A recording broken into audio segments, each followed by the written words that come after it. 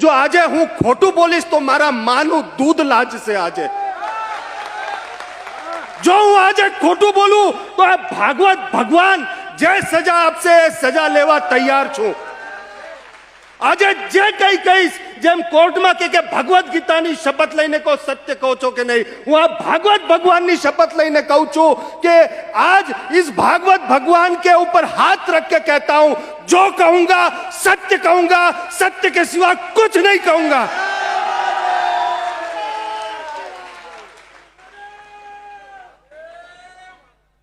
आ भक्तों चरणों में वंदन करूं छुं, आ माताओं बहनों चरणों में वंदन करूं छुं। आज तमारो दीकरो बोली रह्यो छे एम सांभळजो मने। कदाच मारा भाषा में कोई एवी बात आवी जाए तो दीकरो समझीने माफ करीने मने सांभळजो, बस एटलुं कहूं छुं। ए करुणानी ने ममतानी ने मातृत्वनी दृष्टि राखीने आज मेरी माता बहने मुझे अपना बेटा समझकर सुने, उस मातृत्व के भाव से सुने। अगर मेरे भाषा में कोई दोष भी आ गया तो माफ करना, क्योंकि भावावेश में व्यक्ति को शायद कभी भाषा का ज्ञान नहीं रहता, भाव ज्यादा प्रधान हो जाते हैं। मेरे सभी भाईगण मित्रगण, यहां पर जूनागढ़ के लोग और टीवी पर सुनने वाले सभी साधु संत, इस देश के सभी लोग, मैं आप सबसे भी कहना चाहता हूं कि केवल एक मेरी जगह पर आज जो मैं कहता हूं उस जगह पर अपने आप को रख के देखना, उस भाव से सुनना और फिर निर्णय करना। कभी कभी आधी अधूरी बातें सुन कर हम जिस तरह से निर्णय कर लेते हैं और उससे जितना सत्यानाश होता है उसका जिम्मेदार कौन, उसका जिम्मेदार कौन, बहुत जरूरी है यह समझना। तो मैं सबसे पहले सबके चरणों में वंदन करता हूं, सुनने वाले, टीवी के माध्यम से सुनने वाले और भारत भर के सभी अखाड़ों के, सभी संप्रदायों के सनातनी संतों के चरणों में वंदन करता हूं। केम के मने आ सीताराम साधुनो विष्णु नारायण पण जोईए, स्वामी नारायण पण जोईए अने नमो नारायण पण जोईए। मारा सनातनना टुकड़ा थाय ए हूं सहन नहीं करूं, मने बधा भेगा जोईए छे। कदाच अमारामां कई एकाबीजाना वांदा हशे, अमे भांडेडा भेगा थशुं, एकाबीजा जोडे बांधी लेशुं, पण अमे भेगा रहीने अमने बीजुं युद्ध लड़वानुं छे साहेब। आ विधर्मीओथी गिरनारने बचाववो छे साहेब, विधर्मियों से इस गिरनार को बचाना है। हम सबको एकत्रित होकर ही चलना पड़ेगा। सनातन के टुकड़े मैं नहीं सहन कर सकता। तो आज उस भाव से मैं बात कर रहा हूं। सबसे पहले संतों का वंदन करके आशीर्वाद लेकर, आपका आशीर्वाद लेकर के, और पत्रकारों को बहुत बहुत मैं अपने हृदय से स्वागत करता हूं। आज का ये बात जो कुछ भी मैं कहने जा रहा हूं, मैं दो हाथ जोड़ करके विनती करता हूं इस देश के प्रधानमंत्री नरेंद्र मोदी जी से, इस देश के गृह मंत्री अमित शाह जी से और इस राज्य के मुख्यमंत्री भूपेंद्र भाई पटेल से। मैं जो कुछ भी कह रहा हूं उसमें मेरा स्वार्थ कुछ भी नहीं है।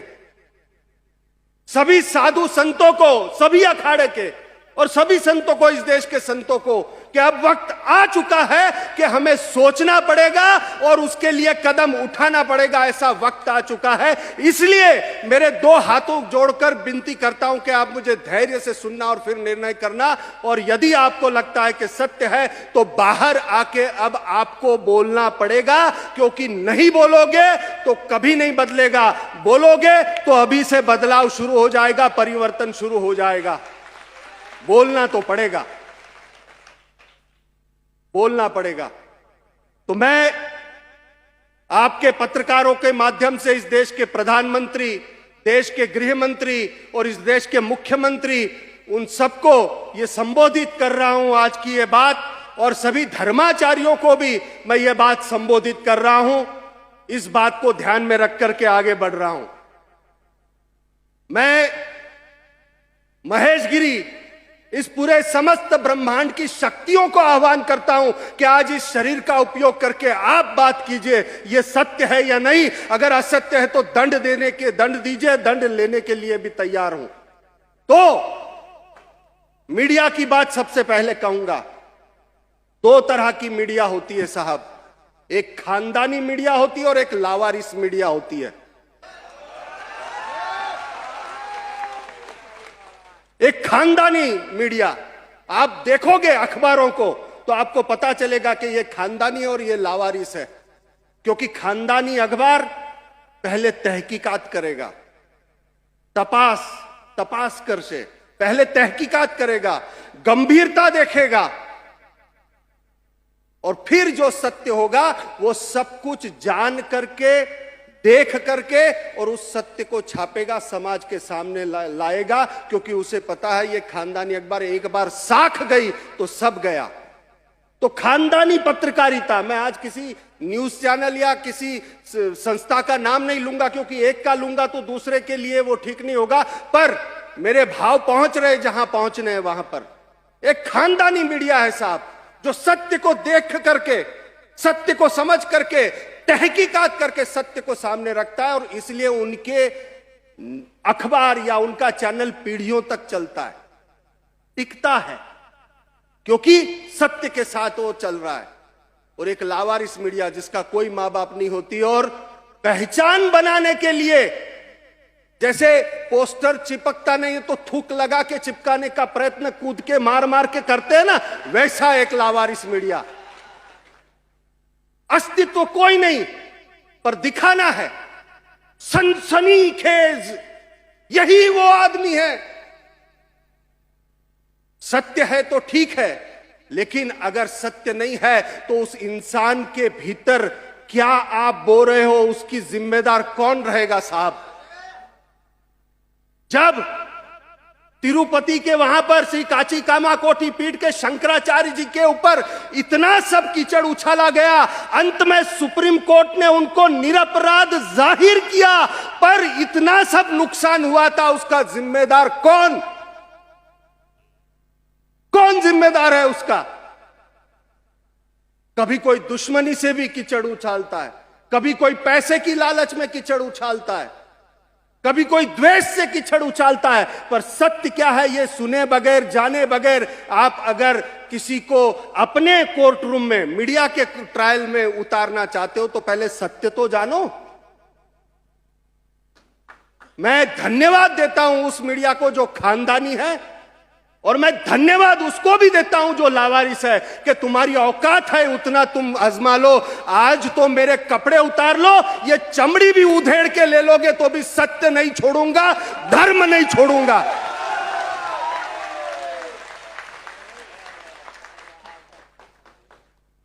બાપુની આખી સિરીઝ છાપીશું. અરે તું છાપી લે, તારામાં દમ હોય એટલું. આજે તો કપડા ઉતરી જાય, ચામડી ઉધેડી નાખીશ તો પણ ચાલશે, પણ સત્યને ધર્મને નહીં છોડીશ. ભૂલ થવી અને ગુનો કરવો આમાં ફરક છે સાહેબ. भूल होना और गुनाह करना, इसमें फर्क है. अगर हेतु शुद्ध हो तो भूल हो जाती है, पर हेतु में अशुद्धता हो, हेतु पूर्वक किया गया हो तो गुनाह है. गुनाह के लिए सजा है और भूल के लिए माफी होती है. और तुम्हारी औकात क्या है कि तुम मुझे माफी दो और तुम मेरे लिए गुनाह तय करो? हिम्मत है उतना छाप. आज आखू ब्रह्मांड उतरी गયું છે મારા અંદર અને કહી રહ્યું છે કે આજ બોલ તું, જે છાપવું હશે છાપ. ભરે બજારમાં વેચાઈ જઈશ, પણ હું ધર્મને ને સત્યને નહીં છોડું, નહીં છોડું અને નહીં છોડું.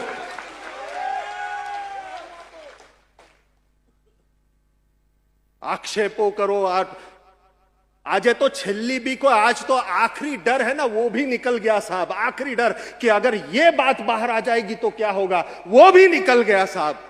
है क्या तुम्हारे पास? आज आके हॉटलाइन का कटका देखो, देखो दी ये हॉटलाइन है, ये खबर है, वो है ये. अरे छे शू सत्य डोबा, पेला पेला झांकीने तो जो. मैं अपने जीवन से वो बात करना चाह रहा हूं आज. लगभग सब, मैं ये नहीं कहूंगा सभी साधु, लेकिन लगभग साधुओं की पीड़ा व्यक्त करने जा रहा हूं जो आज तक कभी नहीं हुई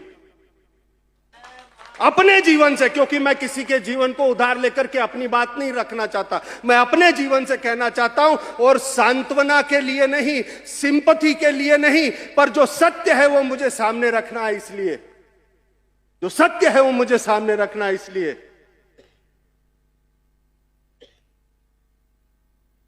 कागज लिख के रात भर तैयारी की, पर आज मुझे लगता है इसकी भी जरूरत नहीं, क्योंकि आज ब्रह्मांड ही उतर के बोलना चाहता है। जो होगा देखा जाएगा,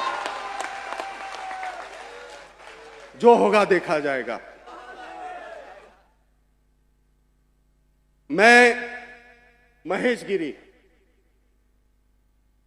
मेरी मां के कोख से जन्म हुआ मेरी मां का नाम सरस्वती, मेरे पिता का नाम विष्णु व्यास। नासिक में जन्म हुआ। बचपन से ही संस्कार धर्म के, साधु संतों के, सेवा के, और उस सेवा और धर्म को देख करके भीतर इच्छा हुई। एक जीवानंद करके साधु थे, उनके साथ हिमालय की यात्रा पे निकला, और आज भी वो व्यक्ति जीवंत है, मुंबई में बैठा है, हर पूर्णिमा को पूर्णिमा भरने आता है, मंदार महेंद्रले। वो है, जीवित है, साक्षी है। हाजी मलंग पहाड़ के पीछे एक बहुत बड़े सिद्ध संत रहते थे, उनके पास वो ले गए और कहा कि हिमालय जा रहे हो? हमने कहा हाँ। तो कहा हिमालय तुम्हारे लिए गिरनार में प्रतीक्षा हो रही है। वो साक्षी है, वो व्यक्ति आज भी, तुम्हारे लिए गिरनार में प्रतीक्षा हो रही है, तुमको गिरनार जाना है। छोटा, बहुत कच्ची उम्र थी साहब, मेरी कच्ची उम्र, 16-17 साल का था मैं। क्या पता होता है उस बालक को, इतना कुछ नहीं पता होता साहब। आपके बच्चे भी कभी कोई गलतियां करते हैं ना, तो कच्ची उम्र है, उसको सिखाने वाला कोई नहीं है साहब, उसे बताने वाला कोई नहीं है कि ये गलत है और ये सही है, क्योंकि मां बाप को ही पता नहीं है तो बच्चे को क्या बताएंगे। अब वहां से निकला, गिरनार आया। गिरनार पे सभी जो घर छोड़ करके आते थे, कमंडल कुंड दत्तात्रेय, धूनाक दत्तात्रेय की गद्दी, उसका वारसदार है समझ लो। जितने भी साधु संत दिख रहे, लगभग सभी कमंडल कुंड दत्तात्रेय संस्था में सेवा करके और साधु बने। घर छोड़ के आने के बाद एक ही आसरा होता था, तो वहां गया, और वहां पर पीठाधीश अमृतगिरी बापू, एक औलिया फकीर, जो बातें इन्होंने बताई कि बीमार वो खुद पड़ते थे, इंजेक्शन हम लेते थे, दवा हम लेते थे। रानपुर वाले बैठे, साक्षी है यहां पर, मेरा पूरा गांव रानपुर पूरा साक्षी है, मेरे एक एक जीवन के एक एक क्षण को उसने देखा हुआ है। 28-30 साल से ये जिसकी रोटी खा रहा हूं, लुआना परिवार से, ये मां नैना बा, दिनेश भाई, गुनाह किया है तो पूछ लो, उस परिवार को जाके पूछ लो। 28 साल से रोटी खिला रही है हमको ये परिवार। गिरनार पर आया, गिरनार पर आकर के जैसे ही बापू को मिला, कहा इतनी देर क्यों लगा दी, और सच में ऐसा लगा कि कोई प्रतीक्षा कर रहा था ये। और वहां पर सेवा का मंत्र बापू ने दिया, और दूसरा कहा कि पाखंड मत करना, पाखंड नहीं करना और सेवा करना। रामानंद गिरी बापू इधर बैठे, एक ही बात वो हमेशा बोलते, रामानंद गिरी जी के बापू एक ज बात करता, पाखंड नहीं करवानो भाई, पाखंड नहीं करवानो। तो 2 मंत्र मिले, एक सेवा निस्वार्थ, जो आए उसको रोटी खिलाओ, और दूसरा पाखंड नहीं करना। बस इस मंत्र को लेकर के सेवा कर रहा था। और तुम लोगों को क्या पता साहब, जरा आकर के देखो, और अभी का गिरनार और पहले का 25-30 साल पहले का गिरनार, लाइट नहीं, पानी नहीं, 10,000 सीढ़ी चढ़ के सब सामान चढ़ता है आज भी। और मैं स्वयं 14 साल ऊपर अखंड रहा हूं, पुराने लोग ये जानते हैं, गिरनार में 14 साल अखंड रहा हूं ऊपर। पुराने लोगों को पूछ लो, हमणा दिल्ली थी आईवो चालू થઈ ગયો, અલ્યા ડોબા।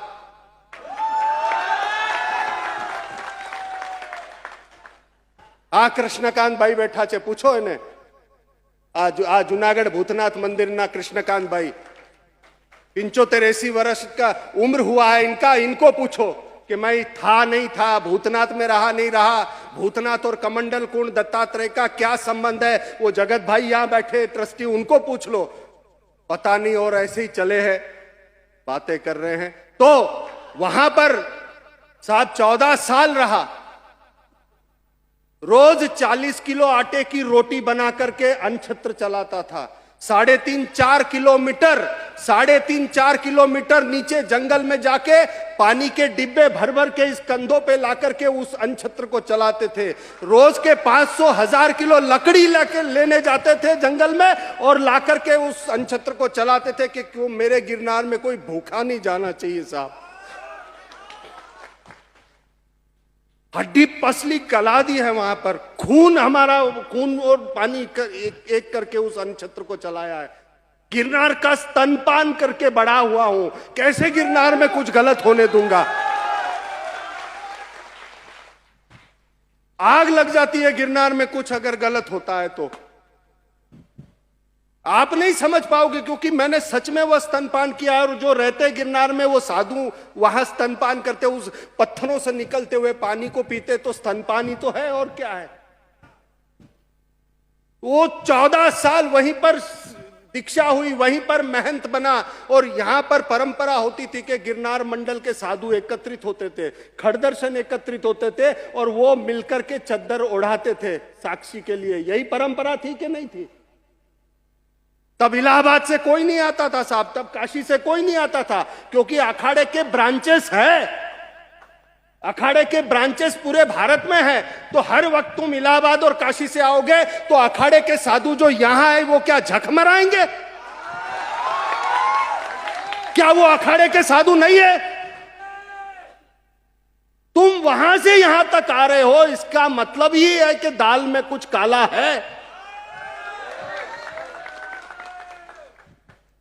यहां भी तो अखाड़े के साधु है, तो वहां पर 14 साल तक रहा साहब। अब एक आप ये भाव देख लो कि 16-17 साल का बच्चा अपना घर छोड़ के आया है, जिसे ये तक नहीं पता कि दुनियादारी होती क्या है, व्यवहार होता क्या है, संबंध होते क्या है, कुछ नहीं पता। और वो लड़का गिरनार में यहां पर साधु बनता है साहब।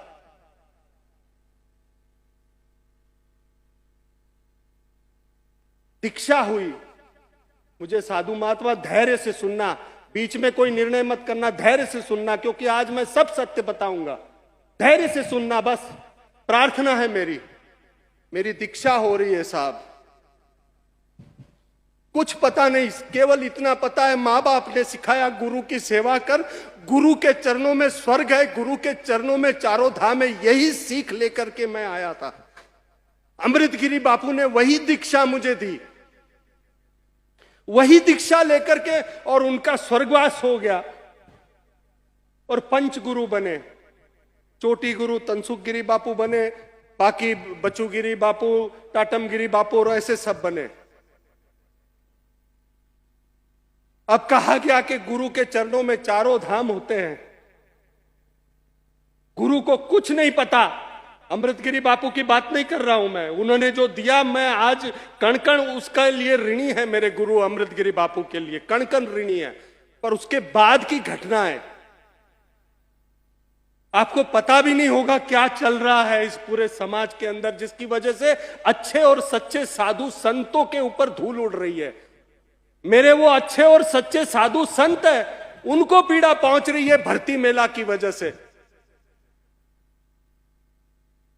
गुरु की सेवा पंचगुरु में थे मेरे। गुरु की सेवा, मैं बच्चा था साहब, पैर दबाओ, ये दबाओ, वो दबाओ। यौन शोषण किसको कहते कभी पूछ के देखो। आत्मग्लानि में चला गया मैं, ट्रॉमा में चला गया मैं, और मुझे कहा कि ये प्रसाद है, ये गुरु की वाणी है। क्या पता छोटे बच्चे को होता क्या है ये। इतना डिप्रेशन, इतना अंदर आग जल रही है, हो क्या रहा है। मां बाप ने कुछ सिखाया, अमृतगिरी बापू ने जो सिखाया, हो क्या रहा है यहां पर। किसको बताने जाए, समाज सुनने को तैयार नहीं। मीडिया वाले कैमरा लेके बैठे, देखते हैं कहां पर इसका कुछ हो रहा है, तुरंत कैमरा लेके बैठे होते। उस बच्चे को क्या पता साहब क्या हो रहा है। ये प्रेमगिरी ने एक बच्चे का यौन शोषण किया, वो बच्चा मीडिया में आकर के चिल्ला के बोल रहा है केस तक दर्ज होने नहीं दिया। क्या ऐसे पापी का सत्यानाश नहीं होना चाहिए। वो बच्चा गुम हो गया है आज, और उसको अंबाजी की गद्दी की चद्दर उड़ा रहे हो। शर्म करो। हरिगिरी पाप के भागीदार। कहां जाता, क्या करता, इधर उधर बात करके कोई सुनने को राजी नहीं, और ऐसे ही आते आगे चलता गया। मैं ये कहता हूं कि भूल हुई होगी, मेरे से भूल हुई होगी। मैं बार बार भागवत के मंच के कह रहा हूं, भूल हुई होगी, पर गुनाह और पाप नहीं किया है। ये मैं अपनी सभानता से कहता हूं कि मैंने कोई आज तक गुनाह नहीं किया और कोई पाप नहीं किया।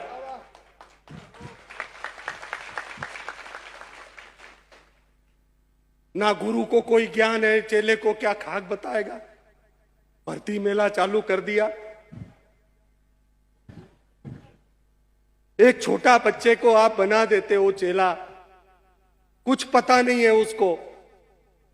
उसके अंदर ये आज काम वासना की बातें कर रहे थे महादेव प्रसाद जी व्यासपीठ से, उसके भीतर काम वासना उठ रही है। उसको बोल रहे नहीं दबा, ब्रह्मचर्य ब्रह्मचर्य ब्रह्मचर्य, लंगोट टाइट कर, लंगोट टाइट। अरे क्या खाक लंगोट टाइट करेगा? जो हो रहा है उसको कहां पर लेकर के जाए?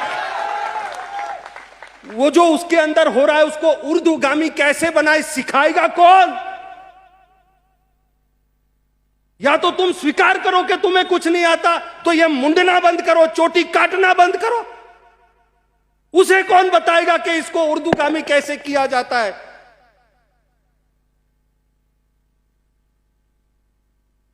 कैसे चलेगा ये? मेरे साधु संत आज गिरनार के अंदर या पूरे भारत भर में एक पूरा ये धंधा चालू हो चुका है भर्ती मेले का, और जो सच्चा साधु है उसकी वजह से पीड़ित हो रहा है। एक सच्चा साधु उसकी वजह से पीड़ित हो रहा है। हो सकता है किसी के पास तप हो सकता है गुरु ने आशीर्वाद दिया और वो बेचारा निकल जाए, पर बाकी तो यात्रा में है, पहुंचे